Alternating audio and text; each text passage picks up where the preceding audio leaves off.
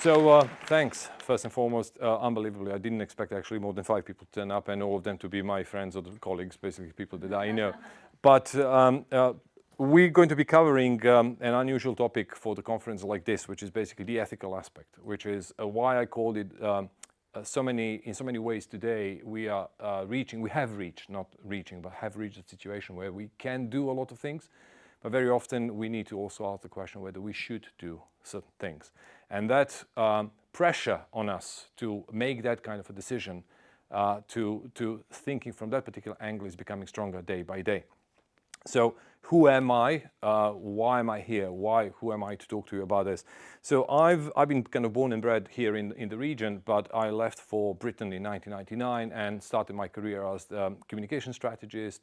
They used to call it account planner at the time in agencies. Communication strategist, brand strategist, then became a creative strategist.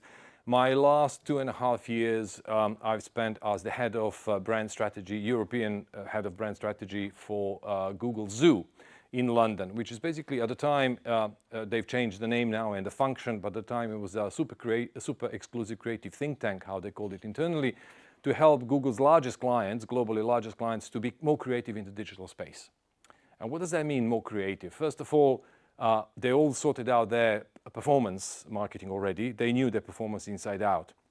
But they didn't know how to use the digital space to actually tell the stories, because they thought just interrupting people through traditional advertising is going to work like in the old world, but it didn't work that well.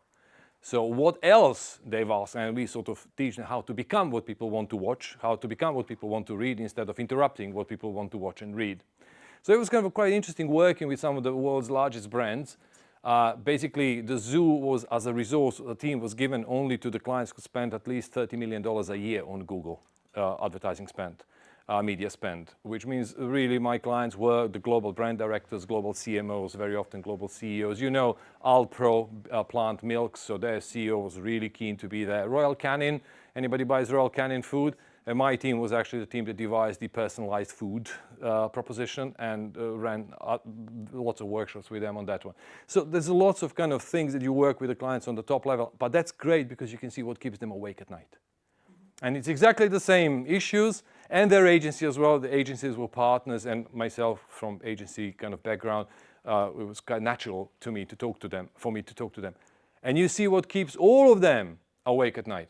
Same set of issues, but they do resolve them in different ways, of course, but same set of issues. So I was there for 2.5 years, being immersed into Google's data matrix, as you can imagine.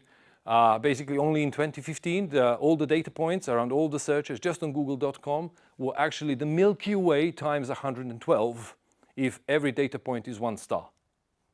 So it's an absolutely massive data universe.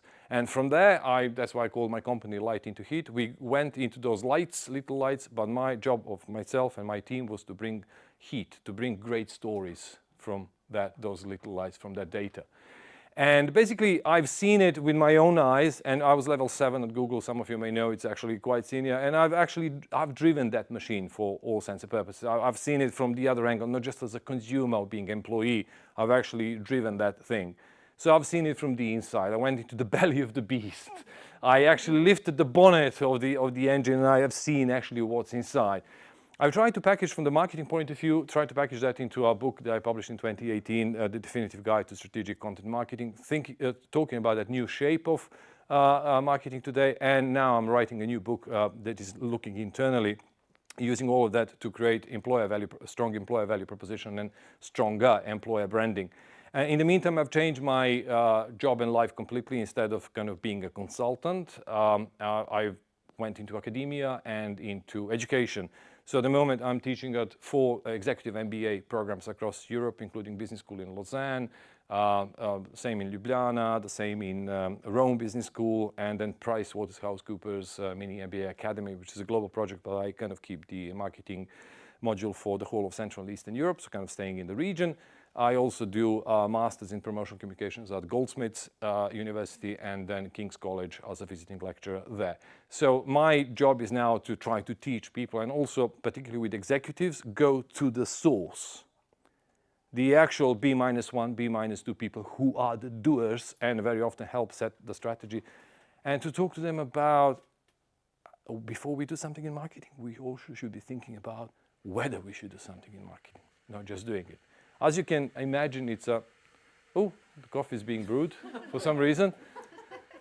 Yeah, that's the hotness of the speech, the hotness of the topic that is actually, yeah. It heard heat and then it went. There you go, we are radiating. The main point is, I always start with something.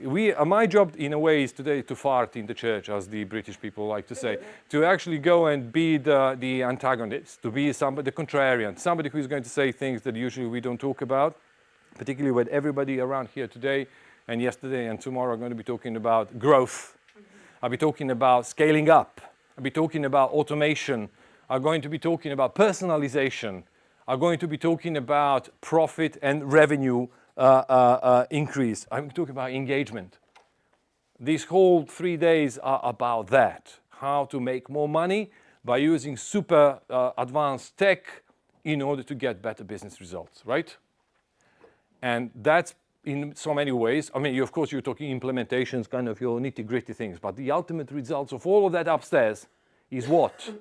Just because the tech is cool or because we want to make more money? Right? That's it. That's my first challenge for you. Let's not kid ourselves. We are not here as a charity. We are here to help people make money. Our clients and our companies as well by selling the tech that we have. Fine, that's cool. But no business is neutral. Any business action and decision is not neutral. It's got externalities. And some of you may know about the concept of externalities. It's an economic concept that says any business decision and any business action and any business by itself has externalities. Positive externalities, negative externalities, which means impacts on the world around us. That means that the economic actor that makes that decision, it's not going to suffer the consequences themselves, but they're creating certain consequences in the world around them.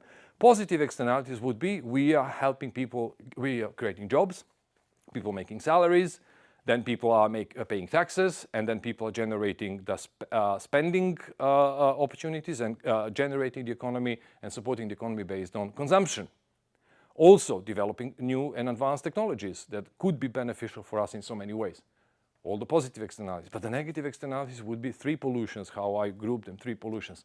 Ecological pollution, social pollution, and cognitive pollution. Ecological pollution, all the waste that we generate as part of the consumerist economy, and not just consuming, but producing things as well. The social pollution would be inequalities. The social pollution could be the rise of populism and many other things that are actually the consequence of the ideological point of view that we've got. This is how the business and the society should be organized today. And the cognitive pollution very often is adopting not very constructive lifestyles. Digital obesity, also physical obesity, trivialization of our lives, distractions, addictions, and so many other things that we know are happening around us. So there's kind of positive and negative externalities. No business is neutral. All of our decisions have consequences in the world around us, which means that everybody who works in marketing, you know the concept of black hat hackers and white hat hackers. Everybody who works in marketing wears a gray hat. We are very often somewhere in between, balancing different tugs of different pulls and dynamics. On one hand, our boss is asking us every quarter, where's my profit, where's my money, where's my money? Finance director sits with the marketing director at the end of the year and says, how did you spend my money?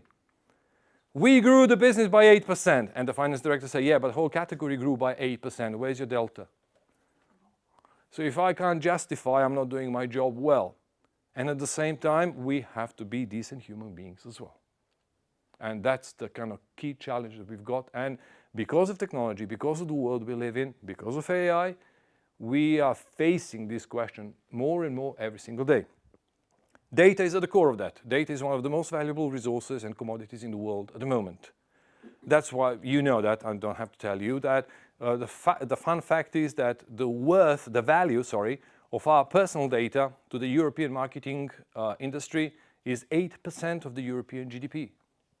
That's about 120 billion euros. What do we get from that? The freedom to fight for free on Facebook. But anyway, not exactly, I'm exaggerating, but the point is there is a huge value in our data for the marketing industry and for the business, of course, overall. This is just the marketing industry, not the business overall.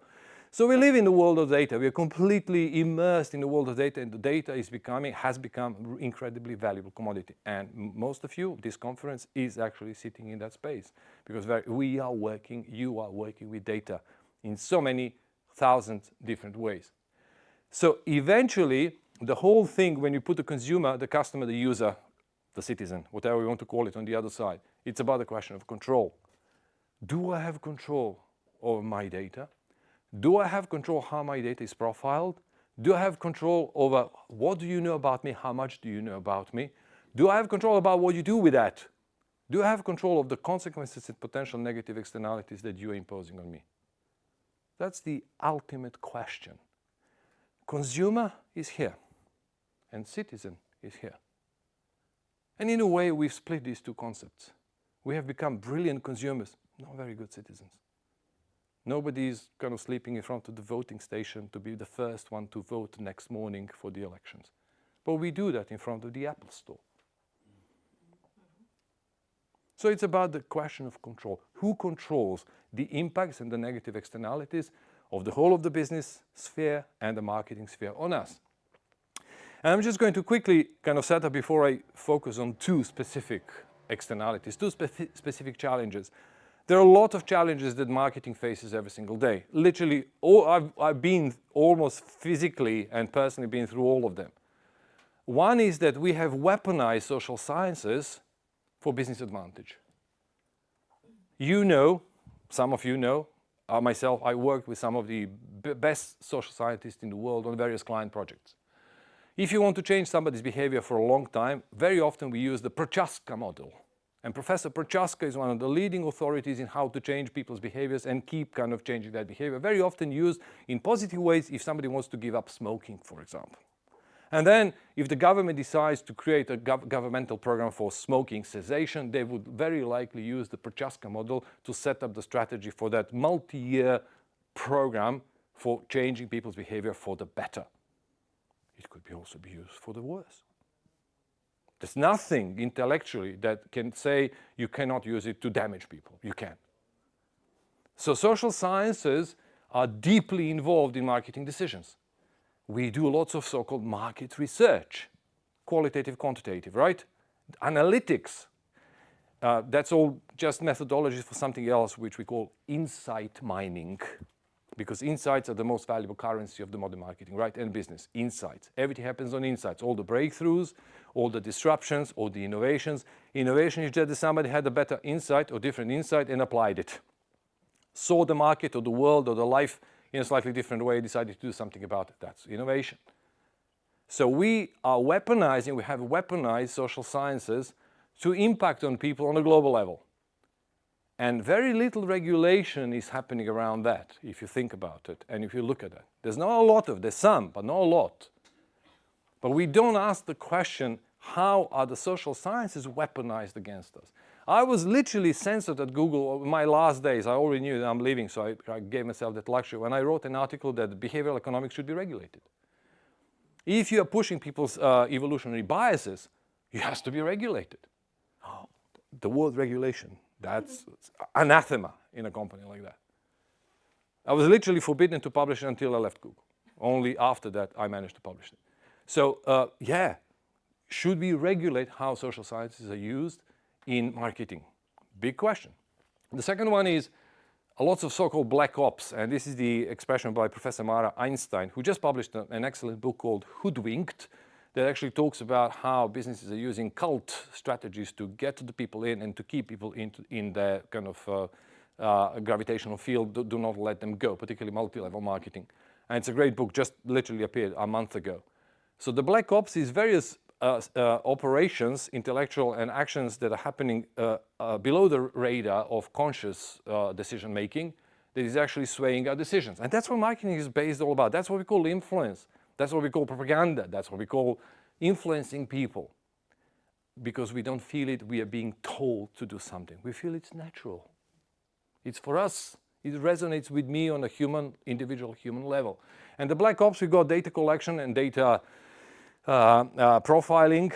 Again, some of it is regulated, not all of it, as we're going to see in a second. We've got the dark UI or dark UX, or the so-called deceptive patterns, deceptive design approach. Some of you may know about that. It's a big story. Very big companies are using it. Very famous companies are using it every single day. And only now we have started regulating only bits and pieces of that, not a lot. We've got addictions that are, as we know, deliberately inbuilt into the many technologies and various kind of other black ops approaches to marketing. Then we got the empathic media, where I would like to focus on in a second. Empathic technology or automated empathy, which now with AI is becoming a really mainstream kind of thing and also a mainstream challenge for anybody working in marketing and business. We also have phenomena such as native advertising, the camouflaging of ads that they look like proper editorial pieces in any particular format. It's very difficult to tell the difference. Only 18% or even the most digitally literate people can actually tell the difference between native, if it's well done, between native and regular journalistic content. Of course, if it's badly done, and very often luckily is badly done, it's easy to tell the difference. But when it's really well done, it's really difficult to tell the difference. I know from my own experience. I've got a really good radar for that, but sometimes actually even my radar kind of almost misses the piece when it's really well done. Then we got the sustainability problem, the environmental pollution, which is so obvious now that we almost kind of sadly, we don't even have to talk about it. I mean, the United Nations and several of the associated organizations calculated if every person on the planet adopts the lifestyle of an average American, it would take us 5.5 resources of the 5.5 planet Earths to sustain it. If you adopt the average lifestyle of a German person, it will take 3 planet Earths to sustain it. Who lives within the means? Vietnam. Which means that all of us should go back to the Vietnam lifestyle in order to say we are sustainable living within the means of the resources of the planet Earth. So mathematically, it's impossible to have infinite growth. Mathematically, it's impossible, let alone logically. And we don't talk about it. A few years ago, they found a plastic supermarket shopping bag at the bottom of the Mariana Trench, 11 kilometers under the sea. So we are polluting like there's no tomorrow. Why? We are literally taking the planet to hell in a shopping cart, literally. So there's environmental pollution, but then also the social and the cognitive pollutions that we are trivializing our lives, that we are reinforcing and adopting really bad lifestyles, full of really crappy food, and I'm going to come to that in a second, but also various others, I would say, destructive or not so constructive traits and behaviors. And finally, we got the AI, which is now opening a completely new box of, first of all, what the AI is doing with the reality and our perception of reality. I've just posted on LinkedIn literally this morning. Have a look. It's VO3, and one of the professors, my colleagues in America, Ethan, I'm dyslexic with names, so Ethan Malik, not Malik, but something similar, just published a phenomenal video that actually shows what you can do now, that the fakery is absolutely real. Just real. Impossible to, even for a trained eye, it's very difficult to detect.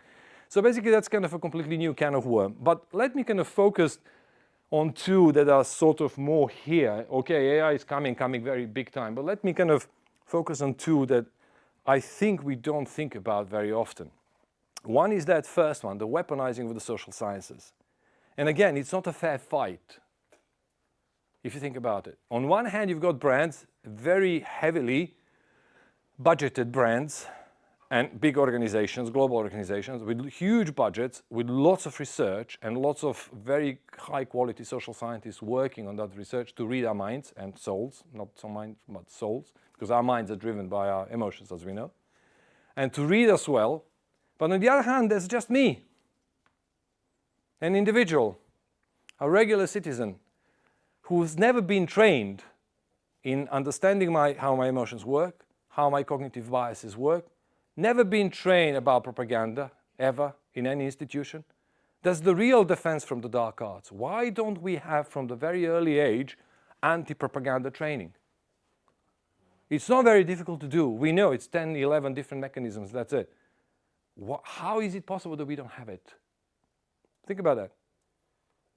So what is happening basically is that social sciences are now working with lots of data, to profile us all the time.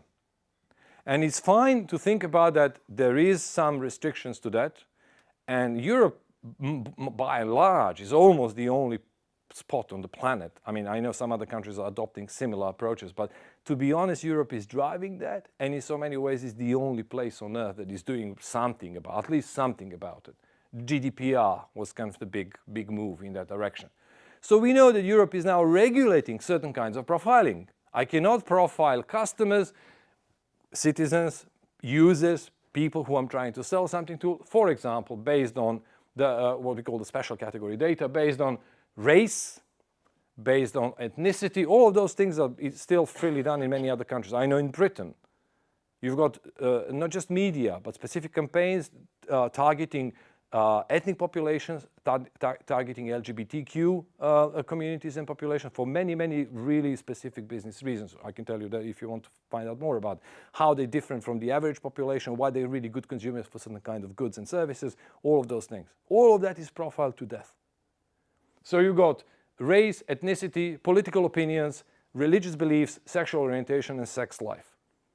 So officially by GDPR, according to this category of data, this is what we shouldn't be using to profile our users or customers. Fine, something is happening, great. At least something exists. And I support this full time. But how about the ocean model of personality? At the moment, we don't regulate that. And what is ocean? Many of you are familiar with the Brexit referendum and the first Trump presidential win. And many of you are certainly, because you work with data, aware of the Cambridge Analytica scandal. 87 million users' data illegally being fed from Facebook and many other sources into their analytical systems. More than 5,000 data points about every single individual, more than 5,000, for some of them it was kind of more than 5,000 for profiling. And usually, as you know, you need 100 carefully chosen data signals that you can actually use for very deep profiling. With 500 good data signals, you can profile the shit out of them. 5,000 and more. You literally know more about them than they know about themselves. So they use that to sway both of these political events very successfully. When you look at the evidence and all the testimonials of people involved, they managed to literally swing both of these events, particularly targeting the people who are not so sure. So the swing voters, the undecided voters, by really understanding hyper-profiling based on the ocean model. And what's the ocean model? Currently, universally in the scientific community, this is the sort of one of the first and probably one of the most robust. There are variations and additions to it, but usually we still kind of talk about the big five and the ocean. Scientifically proven 5 big traits that define what a human personality is usually based on. 5 big traits, the big 5. What is O? It's openness to new experiences versus conservatism, close-mindedness. How open we are to learn new things, to adopt new things, new points of view, new concepts and things like that, versus no, I know my stuff and I don't want to hear anything else. Close-mindedness. Traditionalism, conservatism, call it any other way. But usually indexes differently based on O, openness to new learnings and new experiences.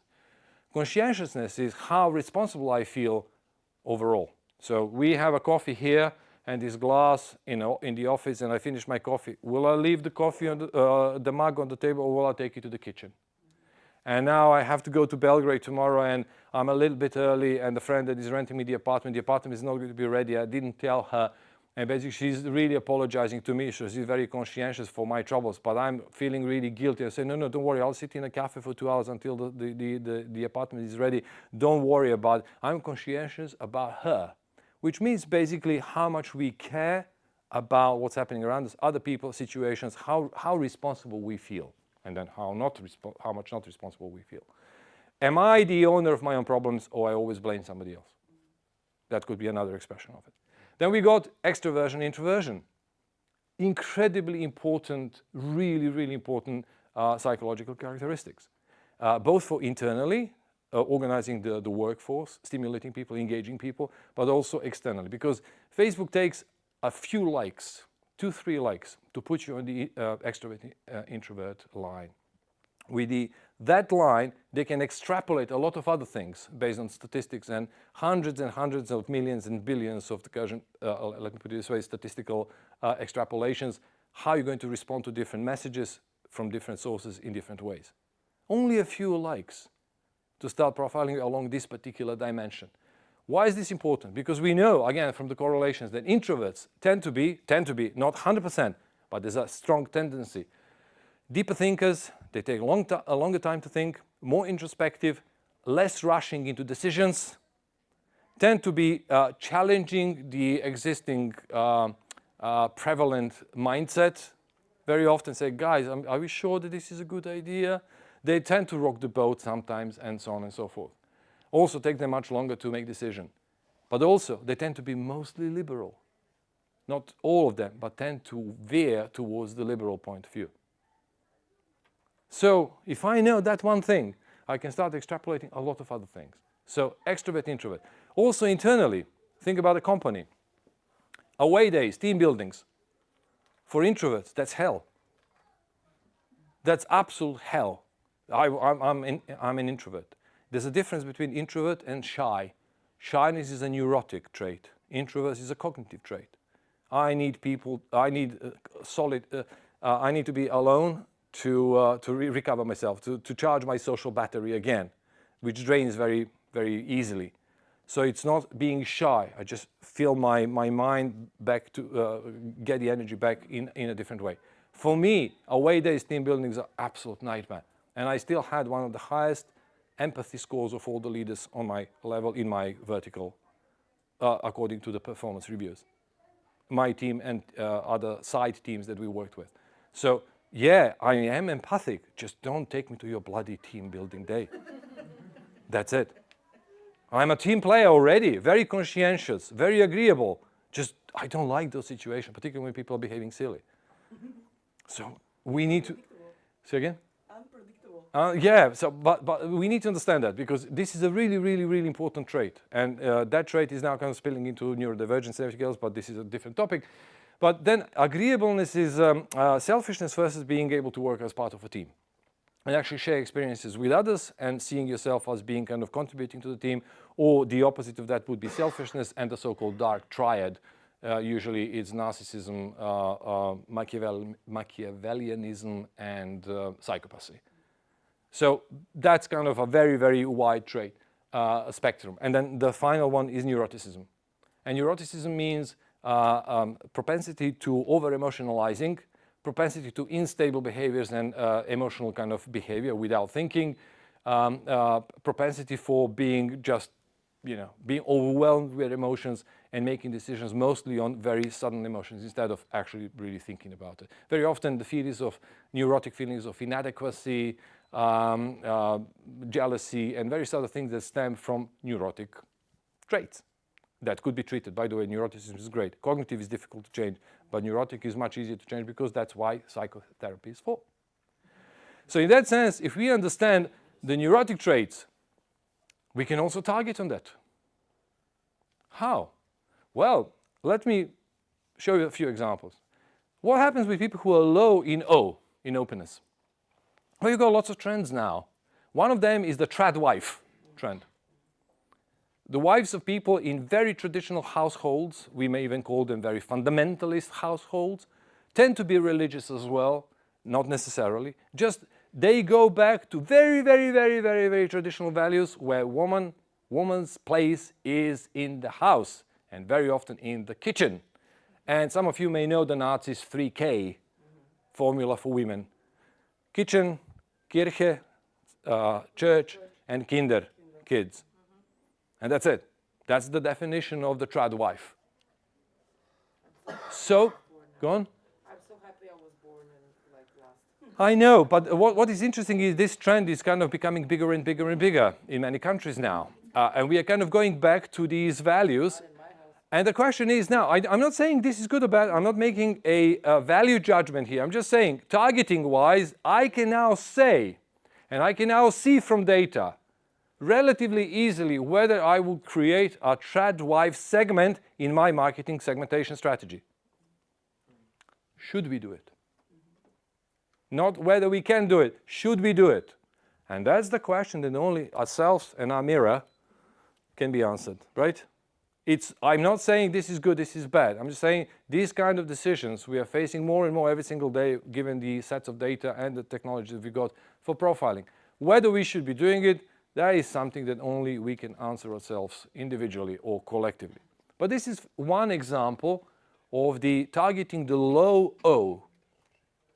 And there's low O in so many different ways, because we can extrapolate from this a lot of relating to the political positions that they've got and various other issues that they've got, let's say climate change and many other things that are important for the world. We sort of can extrapolate how they would feel and act about those things as well. Yes, please. Can I help? Yes, absolutely. Listening to you, what crossed my mind is it seems that the media and the large consumer brands are actually pushing this O lower and lower. That's my perception.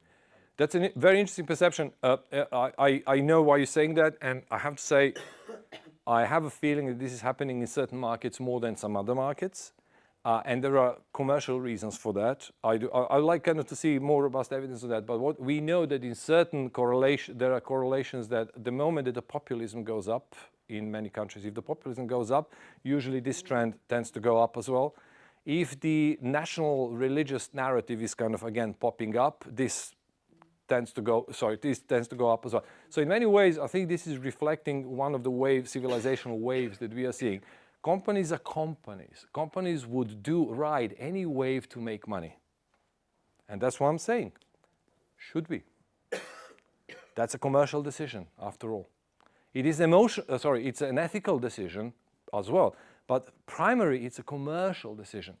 It's not regulated. And it can make us more money if we recognize the segment. We know if you segment well, it should kind of give us better results than a control group. It should be more personalized. I'm having a feeling that you're talking to me. That makes more money. I'm with you. I'm just saying, let's kind of put it into a broader context, because that's exactly the point of this talk. The company realized they can make more money on this. My feeling is actually that it's not just the companies and politicians and media has taken advantage of this. It seems deliberate. Media as well. Media making money on targeting their audiences, packaging their audiences for the advertisers, right? Media today are nothing else than the profiling farms.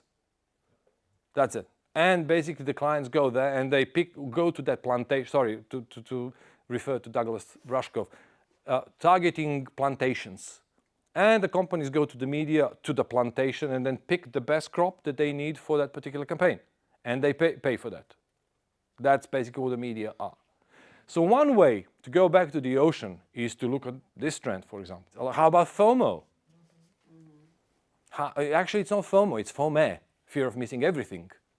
Now, Oh my God, yeah. literally. So in that sense, how about that? How about many brands selling cosmetics to kids who actually do not need those cosmetics, make it even worse, making their skin even worse? Why? For the fear of missing out. Because it's a trendy thing on TikTok. And an influencer said this is the coolest thing to have. Can we regulate cool? No, we can't. But this is part of the problem, because cool is being used as a weapon against our children predominantly, but us as well. Fashions, trends, memes, all of these are examples of how cool is weaponized in so many ways. So yeah, FOMO as the anxiety trigger. Anxiety is a huge part of marketing. What marketing does, the preferred way of marketing, how the marketing works. If you write a creative brief, and I've done hundreds in my kind of professional career, one of the first questions you ask is, where is the drama here? And then the second question, how you define the drama. What's the problem we are trying to solve here? Where is the moment of tension? Where's the anxiety that that product or service can resolve? Not being part of the pack.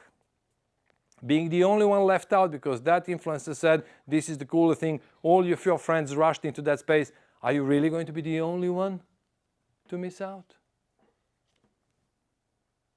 We weaponize anxieties. We weaponize neurotic traits. And it's all regulated, but that's how our economy works. And we simply do not, that's how it seems, we do not have a choice. So these are kind of a few examples of how the ocean scale could be weaponized outside of the regulations, happening every single day, not regulated, and as Anna said, very, very difficult, probably impossible to regulate unless we want to shut down the economy. Yes, Anna, please. Question. So these ocean traits, Facebook can collect them. They do collect them. Everybody that we, okay. I cannot collect them as Okay, that. you can. Oh, you can. Or maybe, yes, you can. No, you can, and your clients can. So basically, this is how it's collected. All the different data sources and data available to us go into the same pot. Ideally, would be going into the same pot into the profiling, which means you can go to Facebook and you ask them to give you, based on specific traits and specific targeting criteria, to give you all the data they've got about, let's say, your customers. You've got your customers. You've got your engagement spaces. That could be your website. That could be your email list. That could be your e-commerce website that you're selling things and everything else. All of those things go into the same data pot as well. So many of the media agencies in London, I've judged many of these awards, but the last one that judged before Corona, literally was like this. We couldn't judge the category because it was impossible to judge it. There was about 12 entries, 8 of them were like this, written like this. We collected 8, 9, 11, 12 different data pots from POS systems, from everything that they can get their hands on. We put all of that into our proprietary AI box. Some of them called them Ozone, some of them was Alfred, some completely silly names. And out of that, we got 8,000 optimizations per minute with 3,000% improvement in ROI. No human work apart from setting the data. The system is doing it itself. You're making a lot of money over there. We said there's nothing to judge there. So big companies with big sets of data, and also not just their own data, first-party data, but all the data they have access to, and the platforms are going to give you the data. Anonymized data, anonymized in a way, I don't know, maybe it's Anna, but I know that this user. And I can target that user, whoever the user is, I know the profile. And that's basically what a lot of more and more companies are doing. And this is the world that we live in now. It's not future, it's now. It's not available to maybe doc-centric and many smaller companies here. But if you work in a big company, for a big company, this is what is happening. Particularly companies that really do talk to the final customers. The B2C companies are using a lot of that. So this is just the ocean. And another frontier out of all of these that we've got is the empathic technology, the automated empathy, as Professor Andrew McStay is calling it. Professor Andrew McStay is one of the leading kind of names in ethics of AI, and he actually created the very first, to my knowledge, the very first checklist for when we creating the machine learning systems and training machines, the ethical checklist. He teaches at the University of Bangor in Wales, and he's speaking at a lot of conferences. He defined, actually, I believe that was his expression, empathic technology. And he said empathic media or empathic technology refers to the capacity of new media technologies to sense, to interpret and act on the emotional states of people, and to make use of people's intentions and expressions in generating textual and personalized media experiences. In other words, this means, translated into regular language, system says, I know how you feel, and I can do something about this. That's it. I know how you feel right now, in real time, and I can do something about that. But what? Well, that depends on the business objective, right? Or the objective. It doesn't have to be business objective, because if you're trying to help people give up smoking, sorry, I'm just jumping here. If you're helping people give up smoking, we now have intelligent chatbots, very soon agents, like virtual nurses. We know from the Prochaska model, first 5 weeks of trying to give up smoking, first 5 weeks are critical. 80% of people who go through the first 5 weeks manage to give up smoking. But within the first 5 weeks, you're going to have lots of moments of craving, a lot of moments of distress, urge that you need to do something about. If something is there at that point of craving and urge to help you go through the point of craving or urge, you go further. If there's no help there, very often, lots of people kind of give up. They drop, they stop, they light the cigarette again. So basically being with people on those moments of, we call them moments that matter, moments of craving is very, very important. The very first iteration of that I worked on had more than 120 SMS messages. So there was a short code when a citizen had an urge, they just literally text to the short code urge, craving, problem, and immediately there's a stream of SMS messages to kind of help them. Take an apple, do some exercise, go out, walk around the block, take a chewing gum, lots of kind of different distraction tactics to actually help them go through the moment of urge. Now you can speak with a virtual nurse, like a real human being that is going to stay with you for as long as you need it to take you through the process. And that's a brilliant positive externality of this technology, right? But also, if the system is selling junk food and the system is noticing I'm pumping into the system, I'm feeling crap today. God, why is today so bad in comments and posts? And there's a lot of sad emojis and various other emojis that we pump into the system. This is all emotional information. And maybe I have some of the kind of fit trackers that is actually pumping data that is showing that I'm in the state of stress or whatever. And that data, whether with permission or not, is being harvested by a company that sells some of the things. The company has a reason to jump in and sells me something in those moments.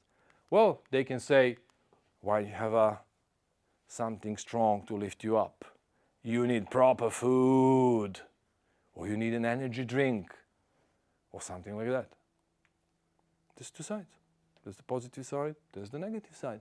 The decision is going to be depending on what we do, what we sell, how we make money. So basically we've got these two, with empathic technology, with automated empathy, we've got two solutions. One is the big brother, that we are going to be controlled, basically, and pushed into commercial directions, whatever works for the companies. Or that we've got lots of little brothers who are going to help us whenever we need something. Also, this model is called the big butler. It's not manipulating you, but it's helping you whenever you need it for whatever you need. And now with AI, there really could be so many different things. So this is another sort of paradigmatical shift that we are seeing, that particularly AI is bringing to us and big data sets, that more and more our decisions are going to be kind of veering more in one or the other direction. Ideally, we're going to be staying for as long as possible in the kind of middle ground, so wearing the gray hat. But we know from what's happening already that many companies are not able to do that. They're going to be chasing profit. And if you read all the controversies with big platforms, particularly Facebook and similar others, you'll see that they are very, very into the kind of dark side already. What does that mean for us? And I'm going to finish here before we have some questions. Well, that means that many of the notions of marketing, how we knew it so far, are changing as well. CRM, I spent part of my career working in CRM. I was a CRM strategist. I'm not a statistician or data scientist myself, but I work with so many of them. I know how to brief them. I've used some of the Google tools, internal tools myself, who made for people who are not data scientists, statisticians, still required kind of a steep learning curve. And one of them was a tool that can predict whether something is going to become a trend or not in 6 months' time or something. So ombre hair, if ladies in the room know about the trend, that was actually predicted by Google 6 months before. L'Oreal was the 4th brand that insight was offered to. The first 3 didn't want to do it, they couldn't do anything about it. L'Oreal did it. And when ombre really became mainstream, they literally cleaned the market because they were ready. They had a product line, which is not a kind of a specific product line, more the packaging and the instructions. They literally cleaned the market with that. So I'm familiar with the space, but I'm a creative strategist. I'm not a data strategist. But I worked for CRM programs for Toyota, for Lexus, Waitrose, a chain of upmarket supermarkets in Britain, relaunched the Virgin mega stores when they kind of did a big revamp of their website many years ago. I was the UXer and kind of CRM strategist on that one. So I've been in that space for many years. And there was sort of a traditional way how we think about the customer relationship management, customer managed relationship now in the social media world, CMR. But with AI, with everything becoming smart, We are going into a new paradigm that one of my friends called product relationship management. Because we had 3 waves in a way of products. The first was electrification. We had the electrical mixer. We had the electrical this, electrical that. Then we had digitalization. Digital this, digital that. And now we have cognitization. Smart this, smart that. Everything has become smart. Cars are smart. Cars are basically networks of computers now and becoming smarter and smarter by the day. Which means that even now you have, General Motors has something called the OnStar, which basically your car is talking to you via mobile phone. But imagine now, as the technology is creeping into the cars, from fighter planes and everything else, that now we have projections on the windscreen, you can see the projection and everything else. Instead of company sending you an email or a push notification through a app saying, dear customer, very often they don't even get our names. And I'm still kind of flabbergasted that such a basic things cannot be done, but anyway. Even maybe they do use my name and say, dear Lazar, it's time now to take your car to the regular annual service. That's still company telling me to do something, and I treat it as a marketing. Yeah, it is service, but it's a sort of service marketing message. Now imagine you go into a car, you open the door, you sit into a car, and then, there's a message flashing on the windscreen saying, hey boss, I really need to go to the service. It's a completely different psychological attitude towards the product. Many of people in Britain, a Mini car, the brand, is one of the most customizable brands in the world. It used to be, it's less now, but it used to be about 15,000 different combinations with all the spoilers, all the stickers that you can put on it in different kind of color combinations and everything else. Many clients in Britain call their cars names. So my client's, ex-client's Mini was Rupert. So we already sorry, it's such a mouthful, this word, anthropomorphize things.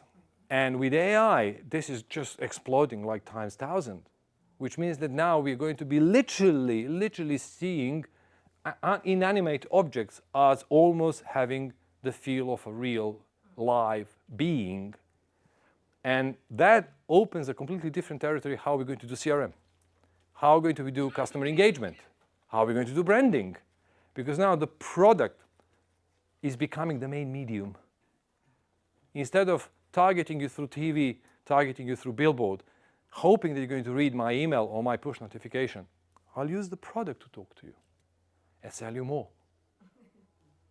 Yeah, that's what it is. If you want to kind of see also be my friend. Some of the products are in the area where we share deep feelings with them. We talk to them. They become our virtual pets, our virtual psychotherapists, our virtual friends, and so many other things. And human brain works in really funny ways. If something looks like a real being, we treat it like a real being. We see face in a tree, in the arrangement of tomatoes on the plate. That's how the brain works. And if it behaves and sounds and talks like a real human being, a lot of us just kind of go with the flow. Or at least a little bit.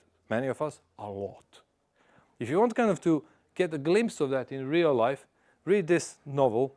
Again, it happens to be that Bob is my ex-colleague and a good friend. And it's only $1.99 on Amazon. So read the Colin is the name of the bot in the novel. And actually shows a very satirical, quick, really easy to read glimpse of what we see now in the press. That the new bots and agents are becoming our pals, our friends, our psychotherapists, our helpers at home, helping us with negative emotions, how to bring up our children, how to organize my marriage, or how to deal with a partner. Basically, they become the virtual extension of ourselves and that other help that we need. And this is happening right now. And if you think that the commercial companies who are behind it are not going to use it for commercial purposes, it's a very naive thinking if you ask me. So this is basically where we are now. We are now in a position to start making a lot of decisions. We have the data sets. We will have the data sets. Many of us do have the data sets already. We have the technology for hyper-personalization. And the question is, what are we going to do with that? Business imperative is to make as much money from it as possible. As simple as that. We may not like it. That's the world we live in. If you work for a company that is profit-based, then the profit is an important thing.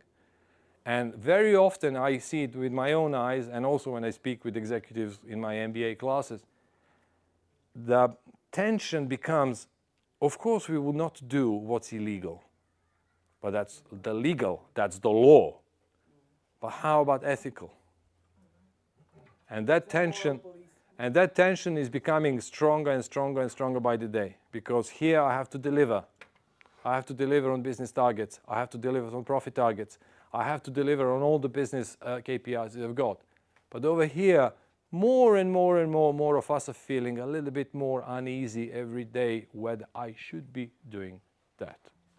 And this is basically, I believe, is going to be the dilemma for every thinking and feeling human being that works in marketing and business these days, and particularly in the years to come. Because we are going to be in a position to do a lot of things, but we also need to think about whether we should be doing some of those things. So that's it for me. There's so many things behind this. So many other things we can talk about. And you're certainly going to have some questions. But I didn't want to make it too dark. And I always talk about ethics at the end of my MBA modules, deliberately. Because for 3 days I teach them how to manipulate people. Basically that's it. Let's face it, let's not beat around the bush. I teach them how to manipulate people for profit. At the end, I really want to actually show them there is some kind of responsibility with that as well. And that call for responsibility is becoming stronger and stronger and stronger. So it's like alcohol. Feels you good in small quantities, and it can become horribly wrong if we overdo it. That's it. Any questions? Yes, please. It is clear that the game is rigged, and this all leads into insanity and ruin. But since the game is rigged, what would be your advice, or whatever you want to call it, towards companies which are in the same space as the large players who will not, and I will repeat, will not have any ethical dilemma? So if you're a shampoo producer and you're fighting with P&G, yes. What can you do without willfully shooting yourself into the... Yeah, it's very difficult to answer that question. There's only two ways. If you think about how and why companies change behavior, there's only two parameters, two dynamics that can force them to change behavior. One is regulation, and another one is consumer behavior. Consumer behavior, which means if the trend comes that people actually, so it could be an influencer that starts a new trend, and that trend is saying, now we used to do this, now we're not going to do that, we're going to be doing this. So it could be veganism, it could be something else. It's not cool to do these kind of things anymore, let's do something else. That company would rush into that space immediately. And if they need to abandon some of the, let's say, wasteful products, unsustainable products or whatever, they will abandon it and immediately will create a more sustainable variant. Whether that's true or not, it's a different thing. But they will promote it as sustainable, they would reformulate it, they will repackage it, and they will actually do everything that needs to be done to answer the need that exists on the consumer side. These are the only two ways how companies can change their behavior: regulation and consumer behavior. Because we know that consumer behavior is not something that we can kind of do like that. It's very difficult to change your behavior on an individual level. We change behavior because of the social pressure, because we look at what's happening around us and we say, oh, this is now the way that I should be probably going towards. That means some sort of organization. The worst thing to do is to stay alone against the system, let me put it that way. Some sort of organization, whether there's consumer groups, whether this is the Organization for Ethical Business, I mean real, meaningful, within a particular category. It is now going to drive the change in the whole category, so the big guys have to kind of, through the consumer behavior or threatening with regulation. So that means the big guys kind of need to start kind of playing the game a bit more. Just as a single company, unless you've got a segment in the market that is just that, what you want to target, with exactly that particular behavior that's completely different from what the big companies are doing, and you can sustain your business based on that, and you can grow your business, which is even more important, based on that particular niche, it's going to be really difficult to do it. I would say almost impossible. So your positioning, how you position yourself, whether it's possible to find a niche, is a big thing. Usually companies, in my experience, tend to reduce they down categorize themselves. Basically, they tend to treat their category too narrow, actually, too niche, although the category could be actually bigger. That's kind of one of the problems. And sometimes many companies actually do not have good insights. And the big guys are killing the smaller guys because they're really insight driven.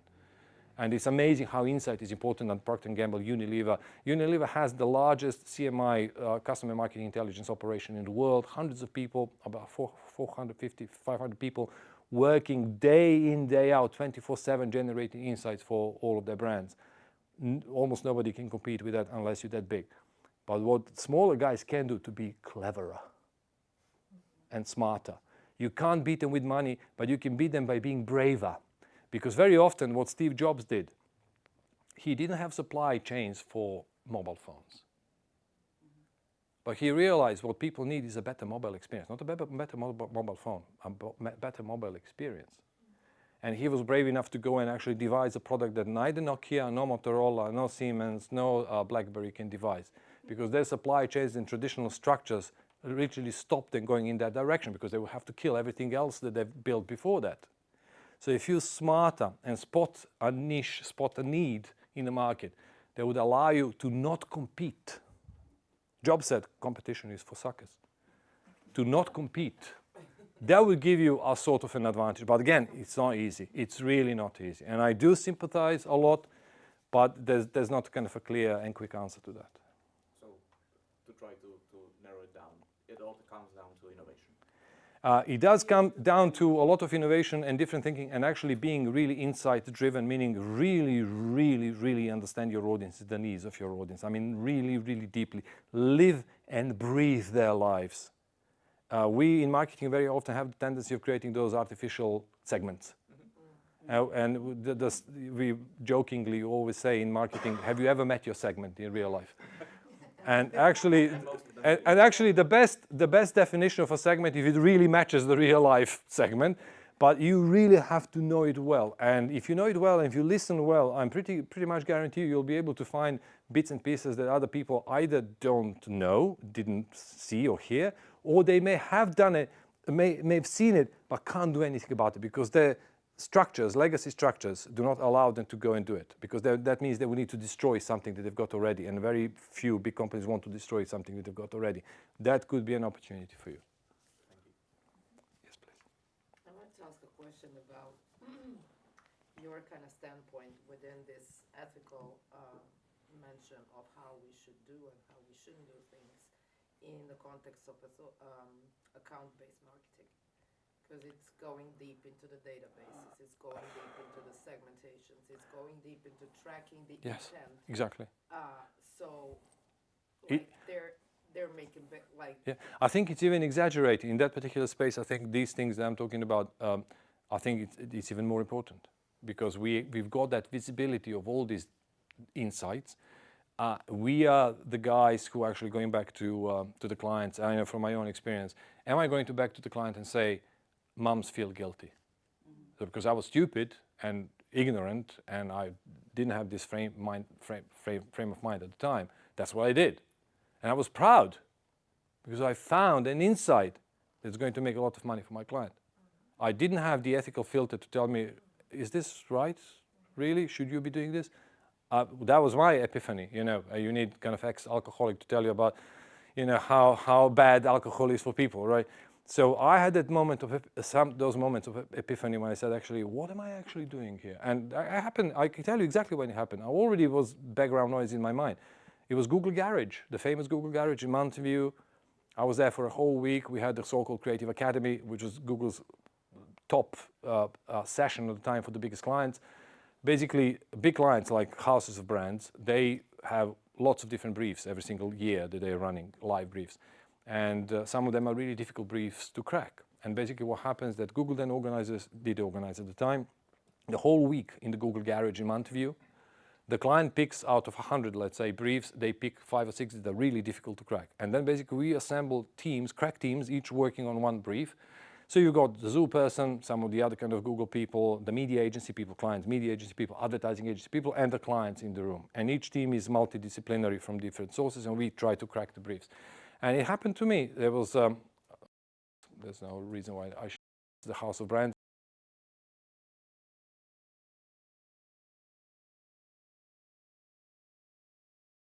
Famous brands are part of the House of Brands. And we were working for the whole week on some of those difficult briefs. My brief was to try to create a CSR scheme so that 1 penny or 1 cent of every pack sold goes to the third world countries to projects that deal with children's oral hygiene. And what it means is that the moment that a country adopts the Western diet, which is full of sugar, caries, diabetes, just through the roof. Caries particularly, through the roof. And basically they said, okay, let's do something about it. So chewing gum kind of cleans your teeth, but also let's kind of give 1 cent, 1 penny from each pack towards those NGO projects. While at the same time, the whole week, we're working on how to target into impulse purchase, to stimulate impulse purchasing, targeting specifically families. So I sat there for a week and said, this is ethical schizophrenia. I can't be, this is like Schrodinger's cat. What we call it, sorry, the quantum state. I can't be in 2 states at the same time. I have to make a choice. And for me, there was one thing too much. And I said, I simply have to leave this pen. It's not for me anymore. So those kind of things, if you've got that kind of data, you've got those kind of insights, I think that the push is going to be even more stronger, particularly if you do find a fantastic insight that you can see can unlock sales. You can see it's going to unlock growth. You can see that it's going to unlock preference, maybe not sales, but let's say if you're in B2B. It's going to unlock B-Gen by targeting the insecurities of an executive in his or her first 100 days of new position. Because many of us actually feel really vulnerable when we are promoted for the first 100 days. Brilliant targeting opportunity. I've done it myself. Thank you. There was more questions. Yeah, sorry. I can ask. Yes, please. Follow up on the previous one you said. You said that we need to have some sort of ethical committee or consumer society. The ethical committee would be, But yeah. to give an example that actually you just need to be having a progressive or responsible enough government to introduce certain measures. yeah. For example, in Good. Finland, Yeah. they now taxing a lot of products with sugar. Yeah. So that's one Yes, thing. Or yeah. they used to have gambling machines in the supermarkets, and now they ban it. Yeah. So I mean, it doesn't have to be specific. I want to say group, but it can be also government. For example. And I do agree with you, but I mean, that's an example of how the government, I mean, the governments, of course, can regulate. The governments can do a lot very quickly. I mean, smoking, I worked on that for 4.5 years. The fastest, basically, about 15, and I do teach that in my sessions, about 15 different strategies that were being done through public, not just advertising, but different public interventions for about 40 years. And nothing reduced the smoking amongst the British population than banning smoking. Nothing, as quickly as possible. And then the mobile phones for kids. When the prepaid mobile phones appeared, suddenly the smoking amongst the teenagers dropped significantly within a month or 2, because now with the pocket money that they had to choose whether to buy a top-up or to buy fags. And of course the mobile phone wins. But that was kind of an unintended consequence. But banning was kind of by far the stronger thing. But the country that you mentioned, it's such an exception in so many other ways.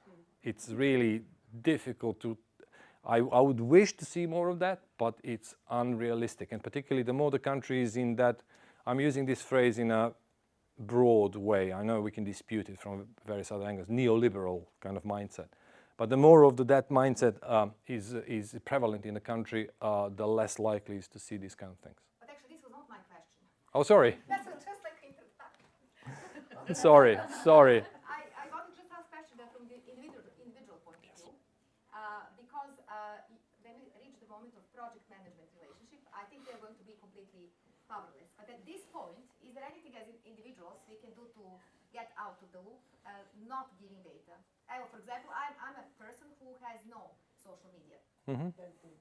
For For example, I'm not feeding the machine, so One way is that it's quite difficult for many people to kind of be completely outside of the world because, let's say, their friends are there. I would say that's certainly part of the story, particularly for younger people if possible, but that's very difficult. The second one is training, being able to train ourselves in recognizing the methods of manipulation, impulse management training, emotional literacy training, propaganda training. We are simply, we are attention illiterate. We simply do not know how to allocate our attention because we are emotionally illiterate.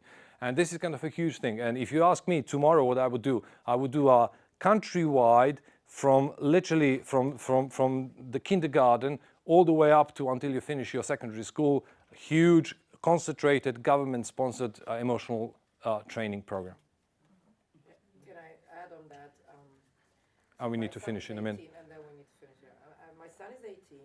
He's obviously a TikTok user, like all of them are. And he told me the other day that when he was younger, he recognized how that app, I mean, the entire device, is actually reading his Yes. feelings and pushing certain type of content. In that stage, he was still, developing all the things were for him in his head. And he said, well, I got a lot of sad content. And then I realized that it's totally reacting to, and now I'm tricking it. And I'm Yeah. like, what are you doing? Well, I'm kind of keeping my face still. I'm not making a reaction when something, okay, you laugh when there's a funny video. But I actually train it to show me good content. Okay, that's a very clever thing I to was do. like, That's a great training. That's a great training to have. I do agree with that. Yeah. So thank you so much, guys. Thank you for listening and thanks for being open-minded. Very big on O. Thank you.